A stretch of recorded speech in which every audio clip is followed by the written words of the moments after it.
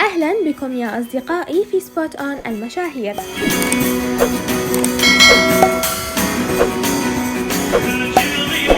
تواجدت اليوم أفرا سراج أوغلو في رحلة قصيرة مع أصدقائها هاكان يلدرم وصديقتها يشم، وهذه الرحلة ستستمر لأيام قليلة جدا لأفرا سراج أوغلو، لأن أفرا سراج أوغلو مرتبطة بتصوير الحلقة 78 والحلقة 79 من مسلسل طائر الرفراف، ويجب عليها العودة لإكمال تصوير مشاهدها.